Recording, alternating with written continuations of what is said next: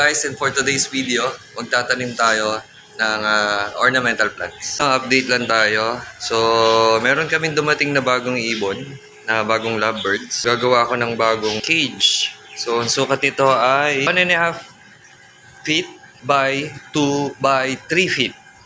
Yan. Ito yung screen natin. So, hindi ko na nabidyohan yung pagbuo ko dito, no? Kasi walang taga-hawak ng video eh. So, ngayon, ako pa rin naman mag-isa pero na-update ko lang naman.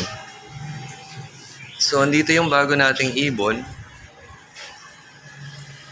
Oh, nagtago. Tago eh. So, yun nga no, sa last video kasi na in-upload ko. So, 4 lang yung parakit natin. So, 4 pa rin naman sila ngayon. Ayan, 4 sila. Pero may nadagdag tayong 2 lovebirds. So, yun yung reason ba't gagawa ko ng bagong cage. So, DIY muna tayo ng cage. Kasi kawawa naman to. Single cage lang pero 4 sila. So, gagawa natin yan ng bagong cage. Pero, sa next video na lang natin gagawin yun. Ang gagawin natin muna ngayon is, dahil medyo malago na yung mga halaman natin. Yan, so, magtitrim tayo tapos tatanim natin sila yung panibago para dumami ulit sila ng dumami. No? Para makapag-propagate pa sila ulit ng marami. So, pakita ko sa inyo kung paano ko ginagawa yon. Okay? So, yun nga, gagamitin ko ito. 3 container to. No? So, galing to sa mga binibili nating ulam. So, recycle lang para wala tayong gastos. So, pupunuan ko lang yan ng lupa. Tapos, iibabawan ko ng buhangin. Tapos, tsaka natin ipaplant yung itatanim yung mga ornamental natin na halaman. So, yun nga. Kukuha lang tayo rito ng lupa. Lalagay lang natin sa strainer.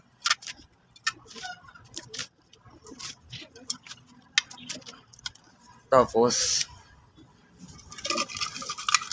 parang i-weave style lang natin, no? Para mabukod na kagad yung mga bato, mga dahon-dahon, mga kahoy. So, yun lang ginagawa natin para kahit pa paano ganda yung lupa yung pagtataniman ng mga ornamental natin. So, ganito magiging itsura niya. Medyo fino na. Tapos pupunuin lang natin yung 3 container na pinakita ko kanina.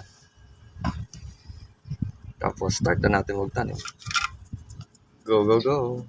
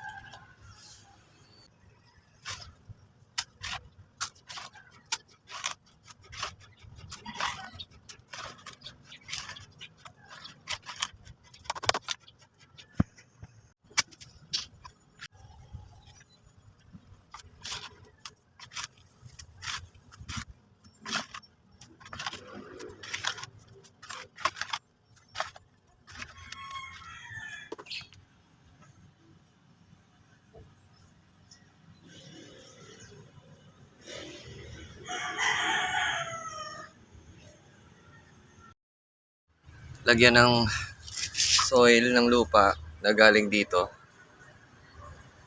yung pagtataniman natin na mga container. So, ang gagawin naman natin ngayon, tatapingan natin siya ng buhangin na binistay. So, nabili ko yung buhangin na yun sa halagang 35 pesos lang.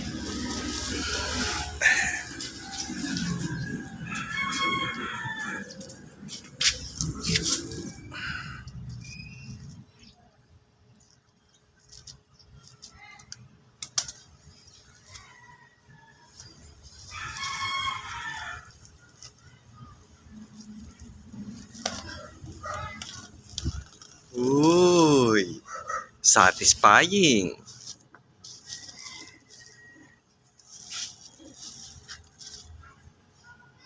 So, lalagyan lang natin siya. Kukuha tayo rito. Yan. Tapos, lalagay lang natin dito.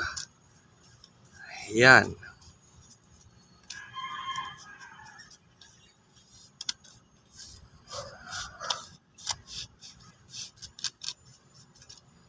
Hindi po siya punong-puno ah.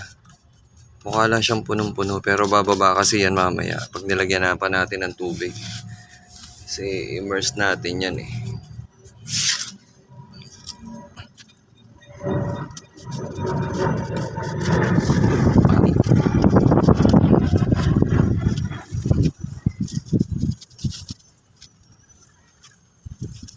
Okay, pwede yan.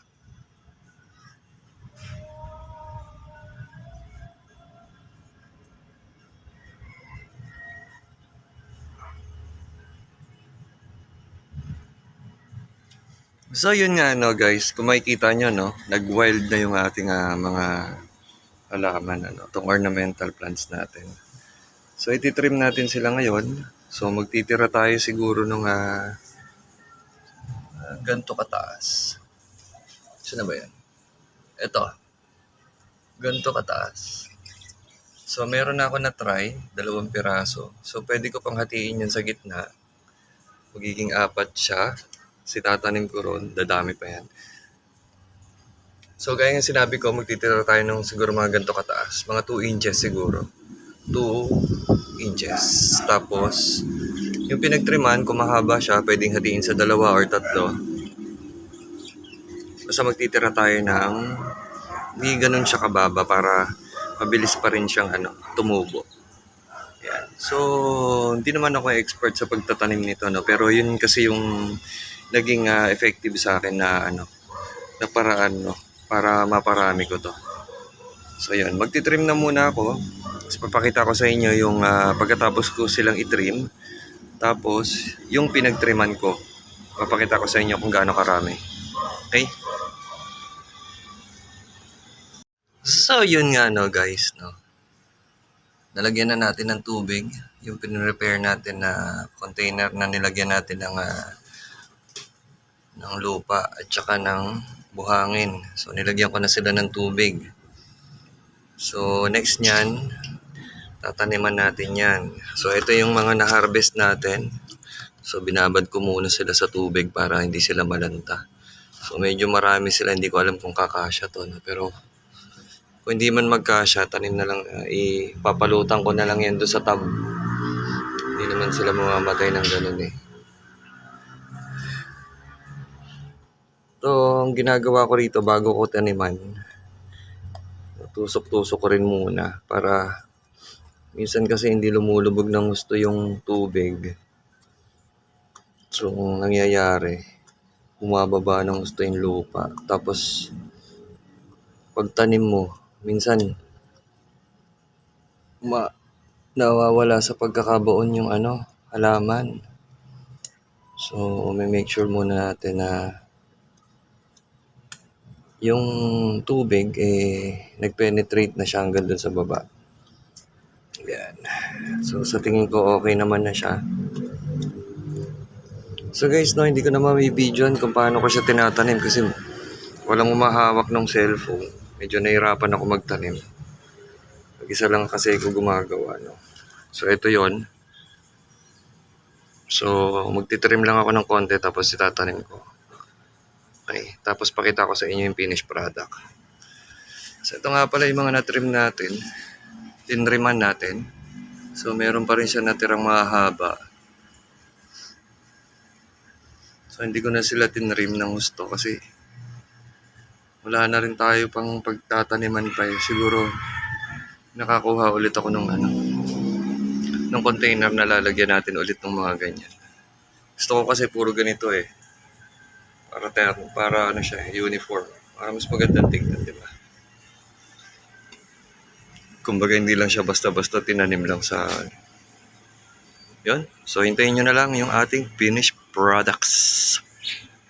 So, yun nga no guys. Ang dami nating natira.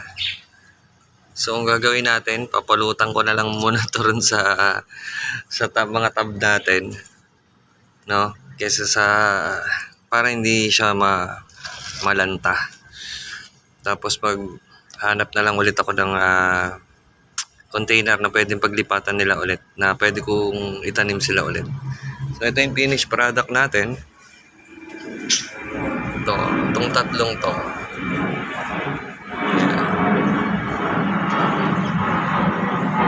So kung makikita nyo parang ingay naman ito aeroplano na to. So kung makikita nyo no, medyo parang palanta na siya. Pero natural lang yan. Kasi nga nilipat natin, tinrim. Tinanim. Pero siguro bukas or yung susunod na araw, malago na yan, tatayo na ulit yung mga yan. Sunod natin ito, ang laki na oh. Parang last week ko lang yata tinanim ito eh. Ngayon, ang laki na niya. So anyway, ito yung tinanim natin bago. So i-update ko na lang kayo. Videohan natin siya from time to time kung ano yung nagiging resulta niya. So ayan na siya. Ang dami na nila. Kung napanood niyo yung unang video, parang 3 lang ata yan eh. Parang ganun. Yun. So, yun lang. Ilipat muna natin to. So, lilipat ko siya rito sa mga yan, dito sa tab natin ng mga fry. Yan. Diyan sila ngayon. Bahala kayo magkagulo dyan. Yan. Tutubo pa rin yan. Lalaki pa din to. Yun nga lang, mas mabilis talaga siya tumubo pagka pagka-immerse. Pag submerge, medyo matagal eh. Tutubo naman, pero hindi siya ganun kabilis kagaya ng naka-immerse. Ayun oh, parang tuwan-tuwa yung mga fry natin. Ang daming halaman. Dagdag oxygen yan. So, yun. So, yun nga. Sila, dami na, kakatawa naman. Woohoo! So yun nga no guys, hanggang dito na lang tong video na to.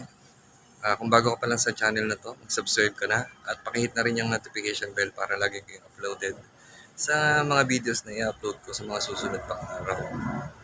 So update ko na lang kayo dito sa ating ginawa ngayon, sa ating pagtatanim ng ating mga ornamental plants. So sana next time makapag-provide pa tayo ng iba pang klase ng halaman.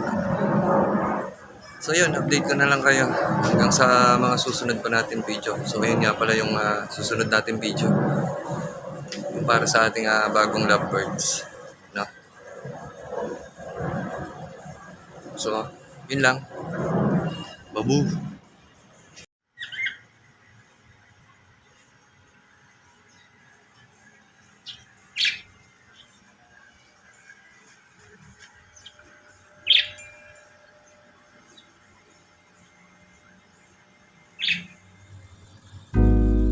Thank you.